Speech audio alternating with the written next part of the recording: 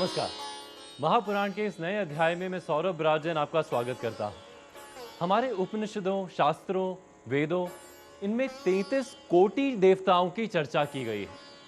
कोटि, जी हाँ, कोटि अर्थात करोड़।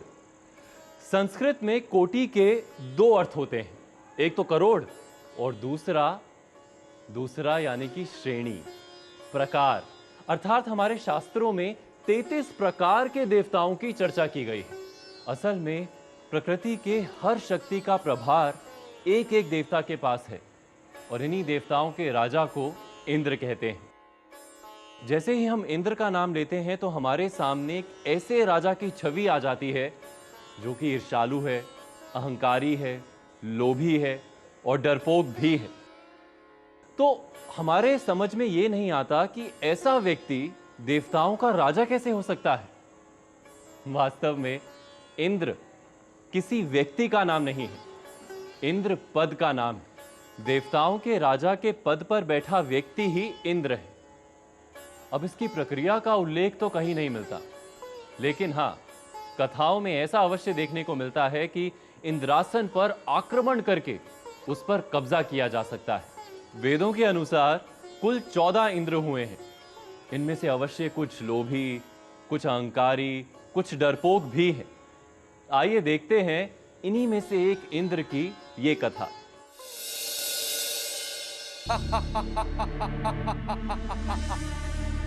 कहां है वो बंदी? लेकर आओ उसे। सिपाहियों,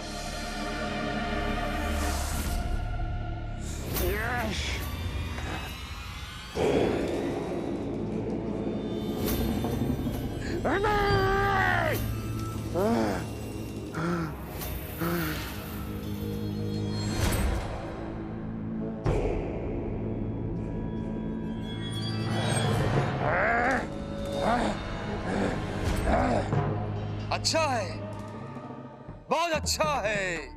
ये इंद्र इस देवलोक में सबसे अच्छा है।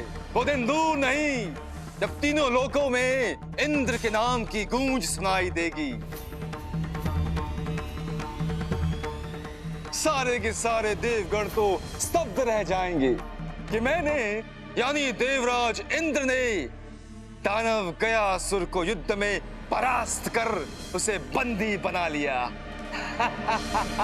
देवराज इंद्र की जय, देवराज इंद्र की जय, देवराज इंद्र की जय। सेनापति, इस दानव गयासुर से कहो कि तुम्हारी तरह ही मेरी जय जयकार लगाए। मूर्ख, हम दानव राज हैं, हम जय जयकार नहीं करते। हाहाकार मचाते हैं, हाहाकार मचाते हैं। ये मत भूलना कि मैंने तुम्हें पराजित किया है। मैंने, देवराज इंद्र ने। अभी दास हो तुम मेरे। शक्ति के साथ साथ तुम्हारी अकड़ भी जाएगी जब यह इंद्र तुम्हारे समस्त दानव जाति को मिटा देगा, नष्ट कर देगा। ले जाओ इसे और बंद कर दो काल कोठरी में। भूख प्यास के मारे जब इसके प्राण जाएंगे तभी इसकी अकड़ भी जाएगी। तब पता चलेगा दानवों को देवराज इंद्र को छेड़ने का परिणाम। सेनापति, ले जाओ इसे।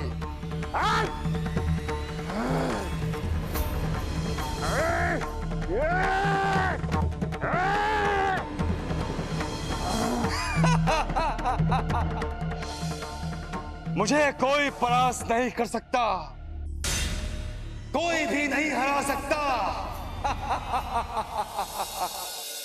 क्या बात है वायुदेव, हमने जो कार्य दिया था आपको वो आपने पूरा किया नहीं क्या?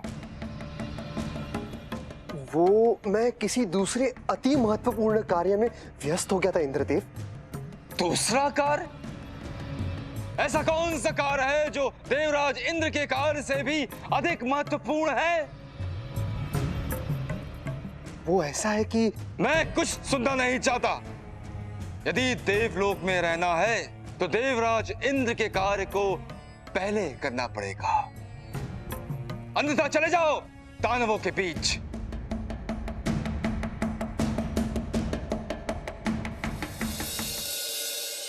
नारद जी बताइए, कोई विशेष समाचार है क्या? हाँ प्रभु, समाचार है, विशेष और विशिष्ट समाचार है।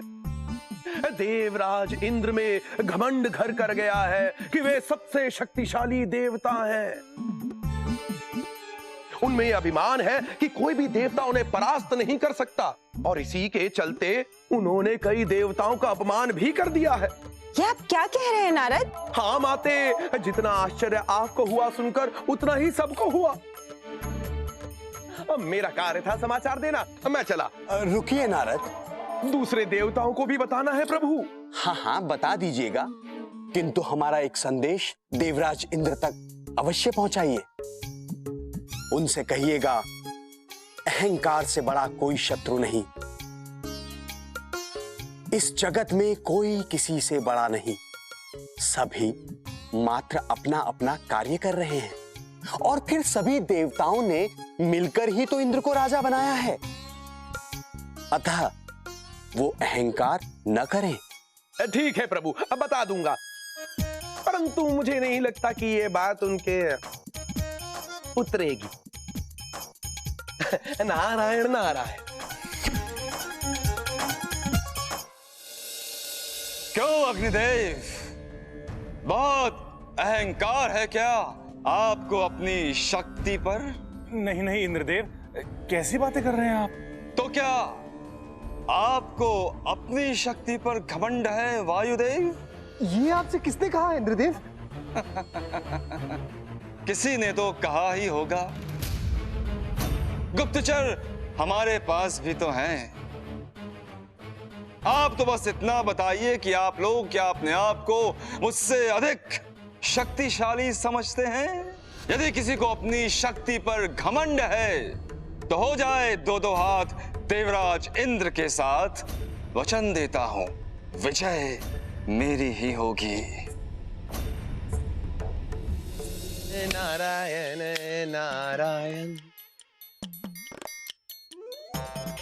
आहा, इतनी अच्छी सुगंध कहां से आ रही है? ये सुगंध, हाँ, ये तो दिव्य सुगंधित पुष्पों की खुशबू है।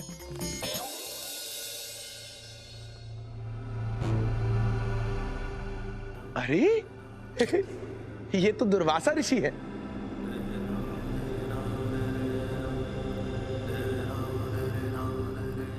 प्रणाम ऋषिवर। प्रणाम देवर्षि नारद। ऋषिवर, ये पुष्पों की माला लेकर आप कहां जा रहे हैं? नारद, ये दिव्य माला है। दिव्य माला? हाँ, मेरी तपस्या से प्रसन्न होकर देवी भगवती ने हमें ये प्रदान किया है। अच्छा, परंतु एक ऋषि को इसका क्या कार्य, इसलिए सोचता हूं किसी योग्य देवता को ही ये भेंट कर दूं, ये दिव्य माला। देवराज इंद्र का घमंड तोड़ने का मार्ग मिल गया। क्या सोच रहे हो नारद? मैं क्या सोच रहा हूँ? क्या सोच रहे? हाँ, मैं ये सोच रहा था ऋषिवर कि हम सभी देवता मानते हैं कि हम सबसे बड़े और सबसे योग्य देवता हैं देवराज इंद्र। तो अगर आप ये माला देवराज इंद्र को भेंट करें तो हमें अति प्रसन्नता होगी। आपने उचित कहा नारद। मैं अभी आश्रम जाता हूं और वहां से सीधे इंद्र लोक आता हूं। प्रणाम ऋषिवर। नाम नारायण नारायण।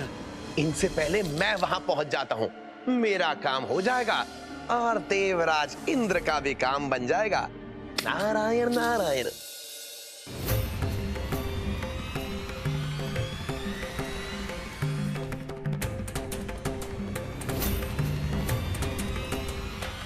इंद्रदेव, वैसे तो मैं आपसे लड़ना नहीं चाहता, किंतु यदि आप युद्ध के लिए इतने उतावले हैं तो मैं आपसे लड़ने के लिए तैयार हूं। तो आ जाओ रणभूमि में, ज्ञात हो जाएगा कि कौन अधिक शक्तिशाली है।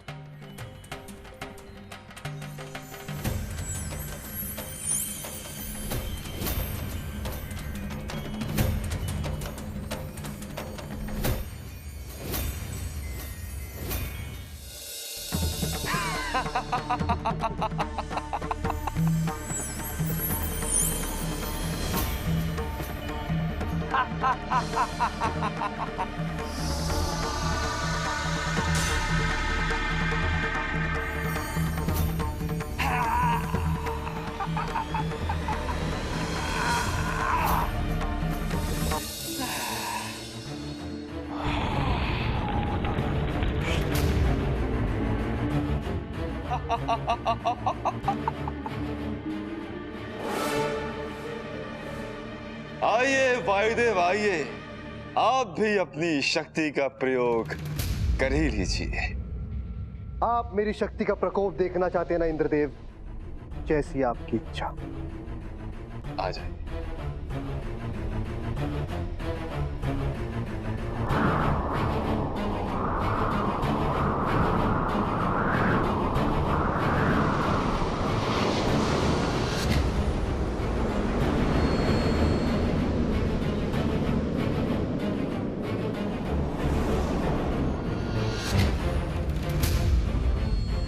कहिए, और प्रयास करना चाहेंगे आप अपनी शक्ति का?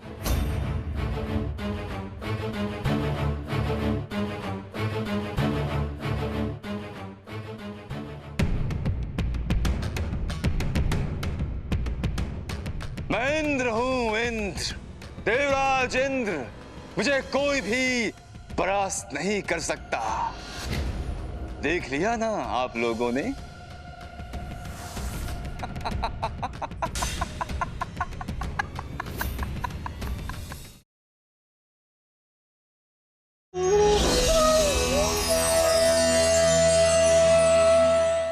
इंद्र के अभिमान की ये कोई पहली कथा नहीं है।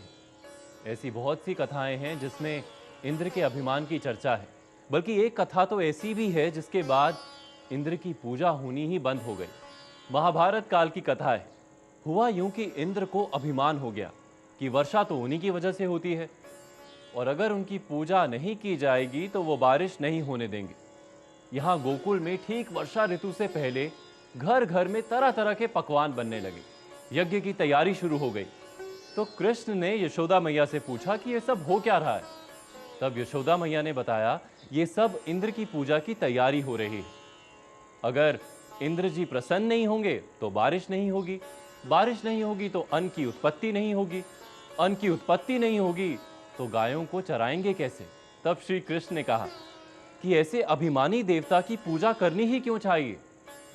तब उन्होंने सबको समझाया कि हमें गोवर्धन की पूजा करनी चाहिए, जहां पर गायें चरने के लिए जाती हैं, और यदि कोई गोकुल पर आक्रमण करे तो गोवर्धन बीच में खड़ा होकर सुरक्षा भी प्रदान करता है।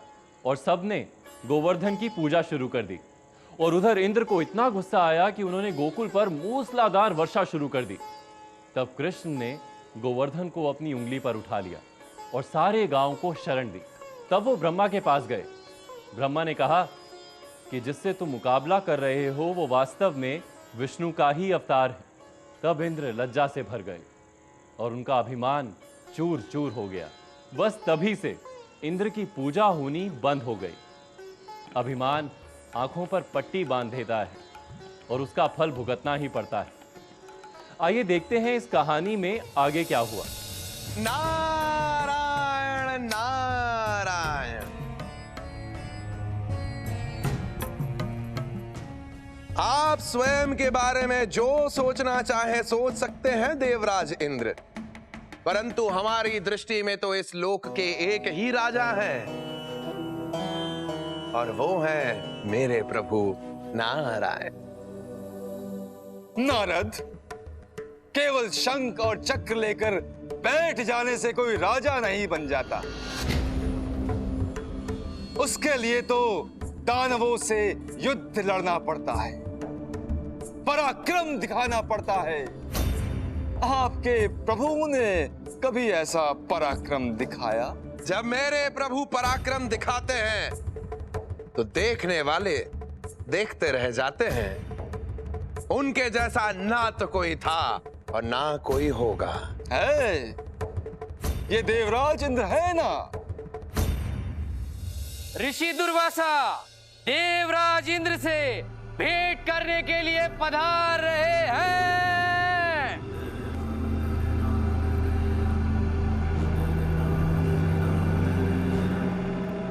आइए आइए ऋषिवर, कहिए क्या मांगने आए हैं? आश्रम हेतु दान, अन्नदान, वस्त्रदान या स्वर्णदान? जिसका नाश निश्चित हो उसे लेकर भला मैं क्या करूंगा देवराज इंद्र। मुझे यह सूचित करते हुए अत्यंत प्रसन्नता हो रही है कि ये दिव्य माला मैं देवराज इंद्र को भेंट देने आया हूं।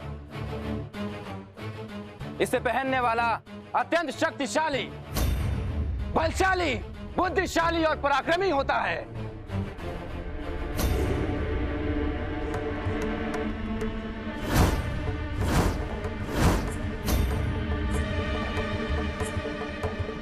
परंतु मैं तो पहले से ही शक्तिशाली, बलशाली, बुद्धिशाली और पराक्रमी हूं।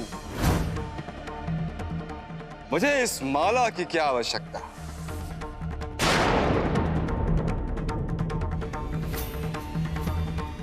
इंद्रदेव इतने शक्तिशाली हैं कि इन्हें कोई भी परास्त नहीं कर सकता।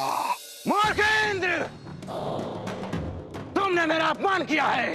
तुम्हें तो नहीं नहीं, बस श्राप मत दीजिएगा, राजा है ऐसे ही कह दिया। देवराज, तुम्हारा घमंड एक दिन ऐसा टूटेगा कि तुम्हें दुख भोगने के अलावा तुम्हारे हाथ और कुछ नहीं आएगा।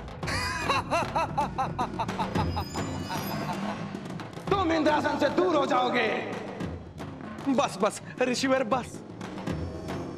संकट तुम्हारा पीछा नहीं छोड़ेंगे इंद्र। याद रखना, तुम्हारे आसपास का देवता ही तुम्हारा घमंड तोड़ेंगे। बहुत कष्ट भोगोगे तुम, बहुत।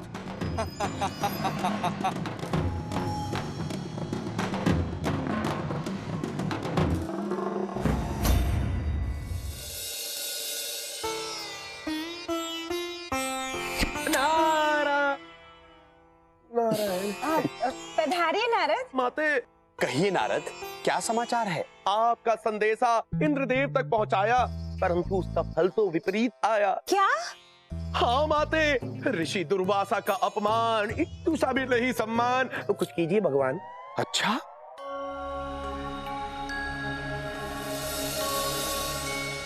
भोलेनाथ। हाँ नारायण। कुछ सुना आपने? हाँ सुना। देवराज इंद्र का कुछ करना पड़ेगा। आप कहें तो त्रिशूल भेज दूं? नहीं नहीं, इतनी सी बात में त्रिशूल को क्यों कष्ट देना? आपके किसी गण या अंश को भेज दीजिए।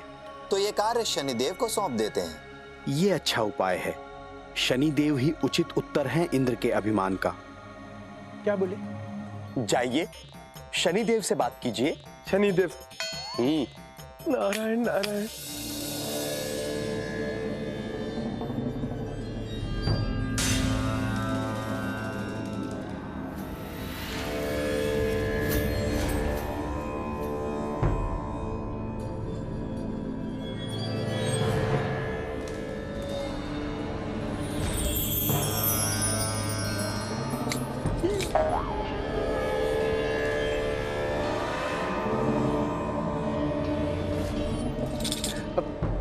प्रणाम शनिदेव।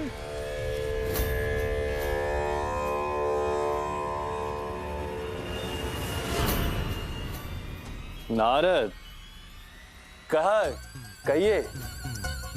देव देव आप वहीं रुकिए। क्या हुआ देव ऋषि? आप वहीं देखकर बात करें शनिदेव। डर लगता है आपकी आंखों से कहीं क्रोध आ गया तो। नारद, कमाल है नारद। और आप धमाल हैं शनिदेव। कहिए, क्या समाचार है? इंद्रदेव ने याद किया है प्रभु। इंद्रदेव? इंद्र को तो हम भी याद कर रहे थे। अच्छा?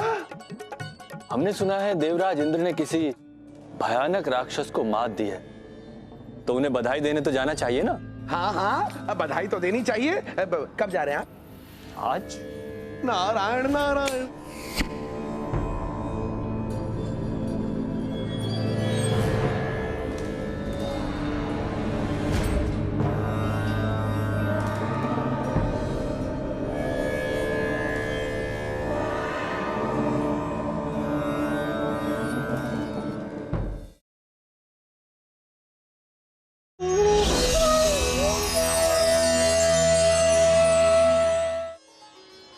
शनिदेव के पिता स्वयं सूर्यदेव हैं। कहते हैं जब शनिदेव का जन्म हुआ और उनकी दृष्टि अपने पिता पर पड़ी तो सूर्यदेव को कुष्ठ रोग हो गया। शनिदेव बचपन से ही चंचल स्वभाव के थे, बिना सही गलत का विचार किए किसी से भी कैसा भी बर्ताव करते। धीरे धीरे उनका मनमुटाव अपने पिता से होने लगा। पिता चाहते थे कि वो अच्छा कार्य करें, लेकिन सूर्यदेव को हमेशा ही निराशा हाथ लगती। अपनी सभी संतानों के योग्य होने के बाद सूर्यदेव ने अपनी प्रत्येक संतान के लिए अलग अलग लोक बनाने की व्यवस्था कर दी। लेकिन शनिदेव अपने लोक से संतुष्ट नहीं हुए और सारी सृष्टि पर आक्रमण करने की योजना बनाने लगे। तब सूर्यदेव शंकर जी से मिले, उनसे आग्रह किया कि शनिदेव को समझाएं। शंकर जी ने शनिदेव को समझाने की बहुत कोशिश की, लेकिन शनिदेव नहीं माने। उल्टा स्वयं शंकर जी पर आक्रमण कर दिया। बहुत भयानक युद्ध होने के बाद शंकर जी ने शनिदेव को बेहोश कर दिया। तब पिता सूर्यदेव का प्रेम जागा। उन्होंने शंकर जी से आग्रह किया कि शनिदेव की चेतना लौटा दें। शंकर जी ने यही किया और स्वयं ब्रह्मा जी ने शनिदेव की वीरता और शक्ति देखने के बाद शनिदेव को न्याय का अधिकारी बना दिया। आइए देखते हैं इस कहानी में आगे क्या होता है।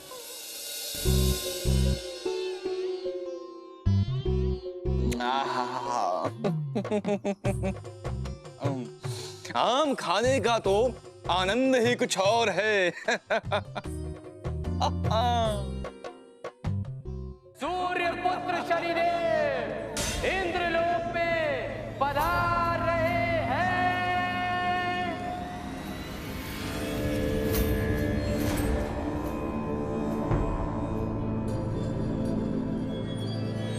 जय हो शनिदेव।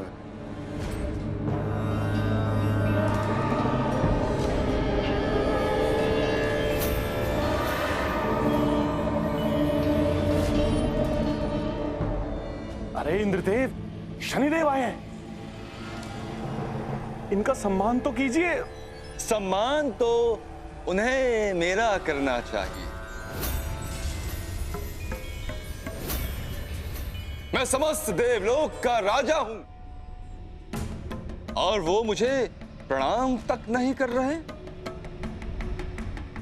आप अवश्य मुझे बधाई देने आए होंगे कि मैंने दानवराज को अपने बाहुबल से बंदी बना लिया और जो भी देवता मुझसे लड़ने आता है उसे मैं परास्त कर देता हूं। इंद्रदेव, हमें ज्ञात नहीं था आप मात्र एक दानव को हराकर आप में इतना घमंड आ जाएगा कि आप हमारा शनिदेव का अपमान करेंगे। कैसा अपमान? मैंने तो आपका कोई अपमान नहीं किया शनिदेव। ओह, लगता है मैंने आपको प्रणाम नहीं किया, तो इसे आप अपना अपमान समझ बैठे। परंतु ये बात आप मस्तिष्क में बैठा लीजिए। अब मैं आपको नहीं बल्कि आप मुझे प्रणाम करेंगे।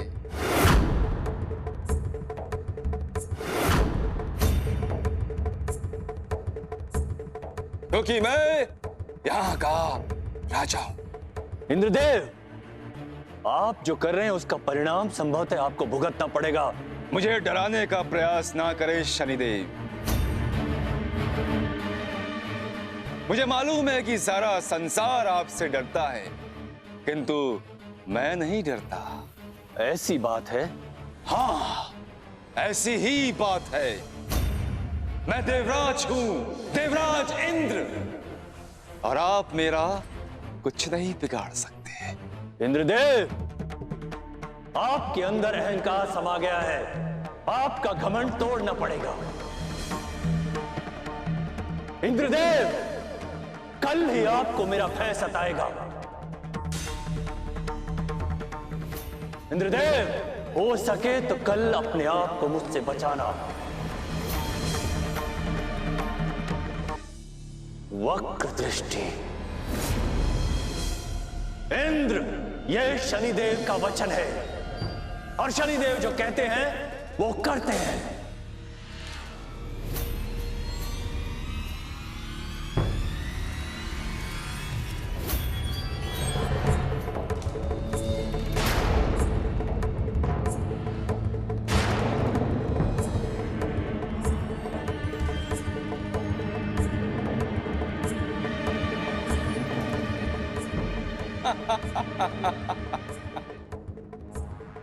शनिदेव की टेढ़ी दृष्टि पड़ गई इंद्रदेव पर। किसी की टेढ़ी दृष्टि मेरा कुछ नहीं बिगाड़ सकती। वो तो समय बताएगा। नारायण नारायण।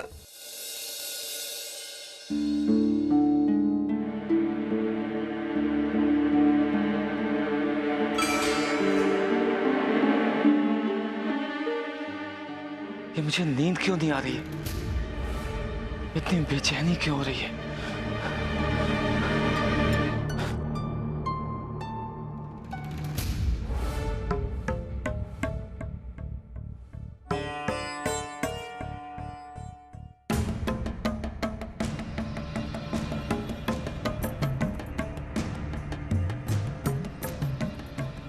वहां उस जगह कुछ नहीं होना चाहिए था।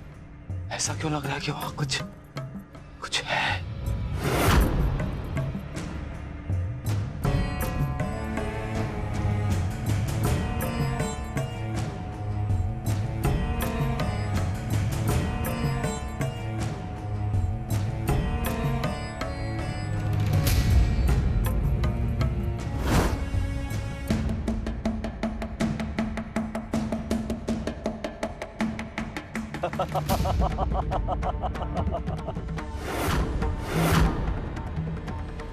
शनिदेव, आपका साहस कैसे हुआ मेरे कक्ष में मेरी आज्ञा के बिना आने की?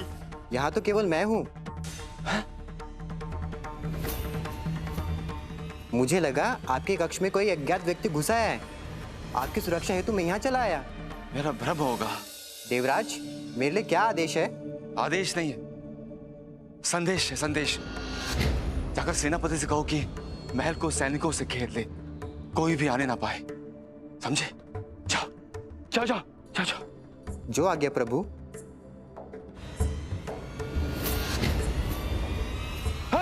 रुको सैनिक, रुको। क्या हुआ देवराज? वो देखो, तुम्हें कोई दिख रहा है? वो देखो, वो। देवराज, वहां तो कोई नहीं है।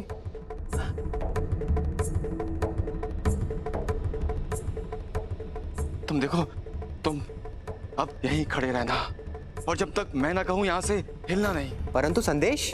अब संदेश नहीं, आदेश है। हिलना नहीं यहां से।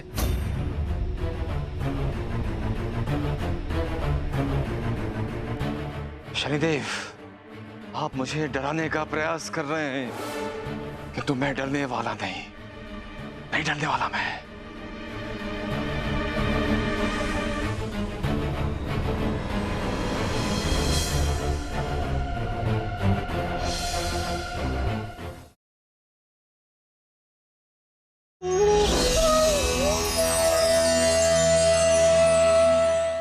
शनिदेव के लिए सामान्य जन में यही धारणा है कि उनकी दृष्टि जिस पर भी पड़ जाती है उसका जीवन दूभर हो जाता है, सारी सुख शांति नष्ट हो जाती है। इसीलिए कोई भी शनिदेव का नाम लेने से भी डरता है। लेकिन शनिदेव का स्वभाव ऐसा क्यों है? क्या सिर्फ लोगों को परेशान करना ही इनका काम है? एक कथा के अनुसार लक्ष्मी जी ने एक बार शनि से पूछा कि आप लोगों का जीवन इतना कष्टदायक क्यों बना देते हैं? तब शनिदेव ने कहा कि जैसा समझा जाता है वास्तव में ऐसा है नहीं। परमपिता ब्रह्मा जी ने उन्हें जो कार्य दिया है वो तो ये है कि वो लोगों को न्याय प्रदान करें। कोई किसी के साथ अन्याय करता है तो वो उसी के अनुकूल उसे दंड देते हैं। आमतौर पर यह माना जा सकता है कि शनिदेव जीवन को अस्त व्यस्त कर देते हैं, लेकिन ये डरने की बात नहीं। अगर डरना ही है तो इस बात से डरना चाहिए कि हम अपने उन कर्मों पर ध्यान दें जो दूसरों के लिए अन्याय का कारण बनते हैं। और ऐसा नहीं है कि शनिदेव सिर्फ दंड देते हैं, वो फल भी देते हैं।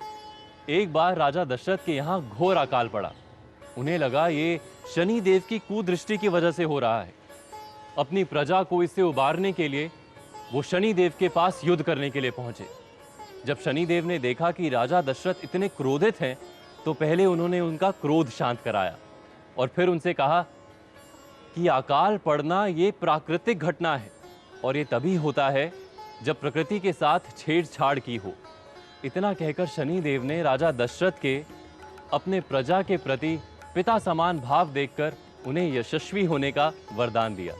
आइए देखते हैं इस कहानी में आगे क्या हुआ। अब तक तो प्रभु जाग जाते हैं, आज अभी तक सो रहे हैं। लगता है मुझे ही उठाना पड़ेगा। प्रभु, प्रभु, प्रभु,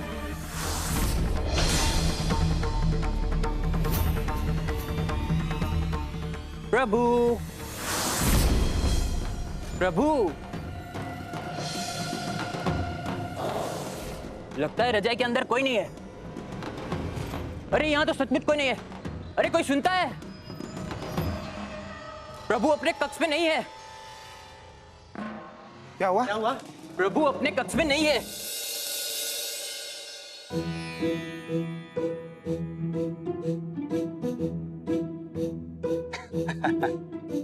किस सोच में मग्न है देवी लक्ष्मी? प्रभु मैं इंद्रदेव के बारे में सोच रही हूँ। आखिर वो कहाँ गए होंगे? इस प्रश्न का उत्तर तो दो ही व्यक्ति दे सकते हैं। और वो दो लोग कौन कौन हैं? एक तो वो हैं जिन्हें स्वयं आप जानती हैं, जो सबका समाचार रखते हैं। अच्छा, देवर्षि नारद। हाँ, उन्हें तो ये पता होना ही चाहिए। और दूसरे कौन है? शनिदेव। शनिदेव की वक्र दृष्टि पड़ी है इंद्रदेव पर, और आने वाले पलों में इंद्रदेव को शनिदेव से भय लगने लगेगा और उनसे बचने के लिए वो कहीं भी जाकर छुप जाएंगे। किंतु प्रभु ऐसा भी तो हो सकता है ना कि देवराज इंद्र को कोई दानव बंदी बनाकर ले गया हो। अरे वाह, ये विचार आपके मस्तिष्क में कैसे आया? आपके साथ रहकर। जरा सोचिए प्रभु, देवराज इंद्र ने दानवराज को बंदी बना रखा है। ये भी तो हो सकता है कि दानवराज ने बदला लेने हेतु देवराज इंद्र को ही बंदी बना लिया हो। क्या बात है, आजकल आप हमसे भी अधिक दूर तक सोचने लगी हैं। प्रभु, सब कुछ आपसे ही सीखा है। अब किंतु सुदर्शन जी अभी तक नहीं आए। लीजिए प्रभु, आ गए। प्रणाम प्रभु। प्रणाम। प्रणाम आते। प्रभु, आपने मुझे कैसे याद किया? सुना है इंद्रदेव कहीं चले गए और नारद भी कहीं दिखाई नहीं देते। उनका कोई अता पता नहीं, कहाँ हैं वे? पता नहीं प्रभु, ये देवलोक में क्या हो रहा है।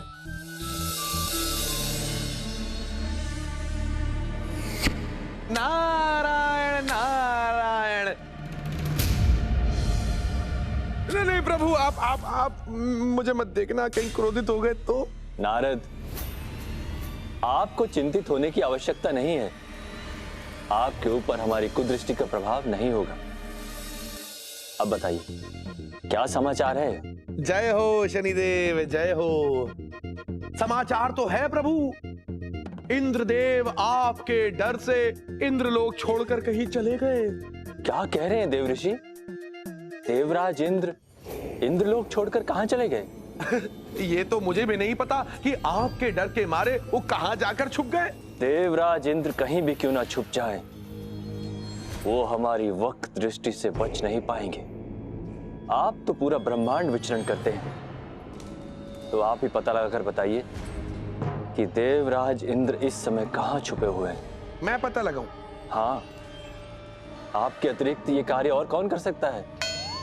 ये आप ही का तो कार्य है पत्रकार महोदय। आहा, आभार शनिदेव, सत्य वचन। अब तो मैं ही पता लगाऊंगा कि इंद्रदेव कहाँ हैं और आपको सूचना भी दूंगा। नारायण नारायण। देवराज इंद्र।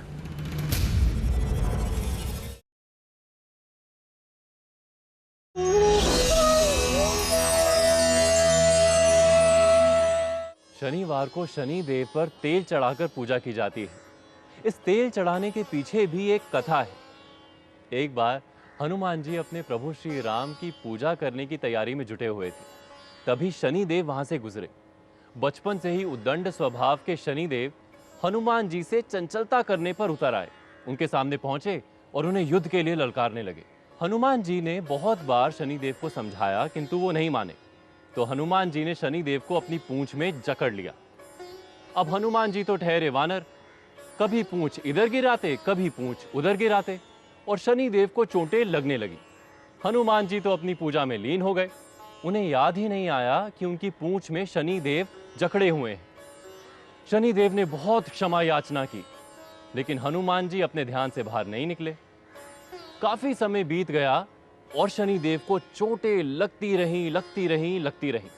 बहुत समय बाद हनुमान जी अपने ध्यान से बाहर निकले। तब उन्हें ध्यान आया कि शनिदेव उनकी पूंछ में जकड़े हुए हैं। उन्होंने शनिदेव को बंधन मुक्त किया, और जब दयालु हनुमान ने शनिदेव की चोटें देखी तो उस चोट पर लगाने के लिए शनिदेव को तेल दिया। तेल लगाते ही शनिदेव फिर से स्वस्थ हो गए।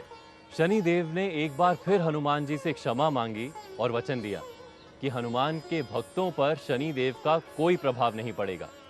बस तभी से शनिदेव पर तेल चढ़ाने की ये परंपरा शुरू हो गई। आइए देखते हैं इस कहानी में आगे क्या हुआ।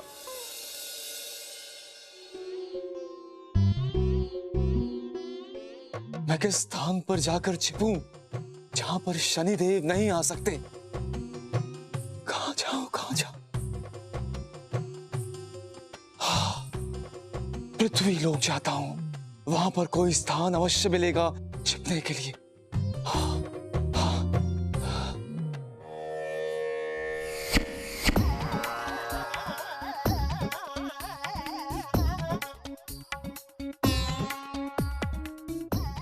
अच्छा है, बहुत अच्छा है।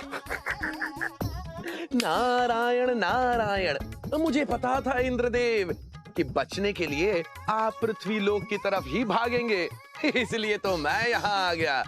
इस पत्रकार से बचना मुश्किल है देवराज, परंतु ये सोचिए कि जब शनिदेव ने आपको इंद्रलोक में नहीं छोड़ा तो यहाँ पृथ्वी लोक पर आपकी क्या दशा होगी।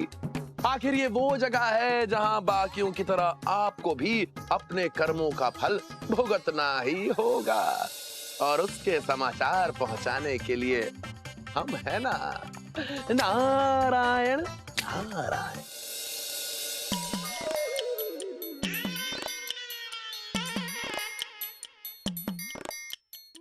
समझ में नहीं आ रहा है कि कहां छिपूं। इंद्रदेव, मैं हूं नारायण।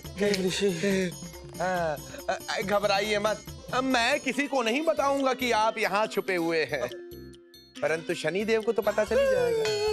तो फिर कहां छिपूं देवर्षि? कहां जाऊं जहां शनिदेव मुझे खोज ना पाए?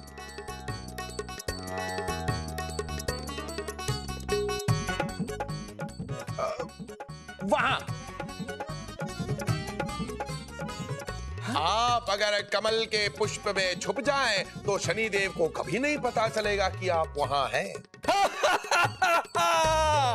शनिदेव, अब आपको पता भी नहीं चलेगा कि मैं कहां हूं। आप मुझे कभी भी खोज नहीं पाएंगे।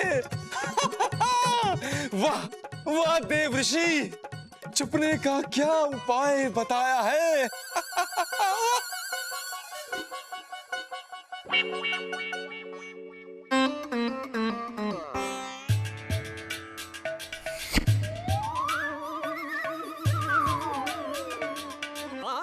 लो, अब मैं चला कमल के फूल में छिपने।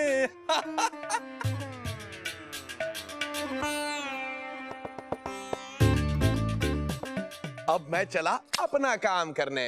नारायण नारायण। प्रणाम शनिदेव। कुछ ज्ञात हुआ उस देवराज इंद्र के विषय में? देवराज इंद्र के बारे में आप क्या हुआ देवऋषि? जब जब जो होना है तब तब सो होता है। शनिदेव की दृष्टि से बचकर सुखी भला कोई होता है। शनिदेव, मैं अभी पृथ्वी पर से आ रहा हूँ। वहां पर इंद्रदेव एक तालाब में कमल के फूल के अंदर भंवरा बनकर आराम कर रहे हैं। कमल के फूल में भंवरा बनकर? हाय, ये मैंने क्या कर दिया। इंद्रदेव, मुझे क्षमा करना। मुझे ये नहीं बोलना चाहिए था, परंतु अपने स्वभाव से लाचार हूँ।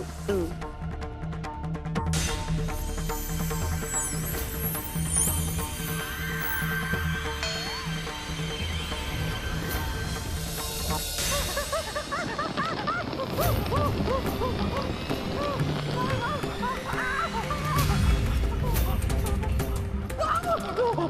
क्या हो रहा है? ये क्या हो रहा है? ये क्या है? ये क्या हो रहा है? ये क्या हो रहा है? क्या हो गया? आज के महापुराण में बस इतना ही। कल के अध्याय में हम देखेंगे कि शनि और इंद्र की कथा में आगे क्या हुआ।